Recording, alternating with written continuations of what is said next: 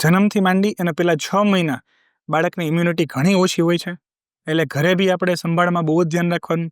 કોઈને તાવ આવે તો એ બાળક હોય અથવા તો મોટા હોય એને રૂમમાં અંદર ના આવવા દેવા.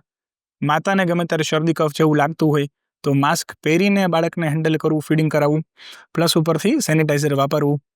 બને ત્યાં સુધી ટ્રાવેલિંગ પહેલાં 6 મહિનામાં આપણે અવોઇડ કરવાનું રહે. બીજો પ્રશ્ન એવો હોય છે કે રૂમનું ટેમ્પરેચર કેટલું હોવું જોઈએ. હવે એ ડિપેન્ડ કરે કે કઈ સિઝન છે. આપણે ઉનાળો હોય, ફૂલ ઉનાળો હોય ત્યારે એનીવેઝ વાતાવરણ ગરમ હોય છે. ત્યારે આપણે બાળકને ફૂલ ઓઢીને બાંધીને રાખવાની કાંઈ જરૂર હોતી નથી. ઇનફેક્ટ આપણે એસી બી રાખવું હોય તો 29 ડિગ્રીઝની આપણે છૂટ આપતા હોય છે.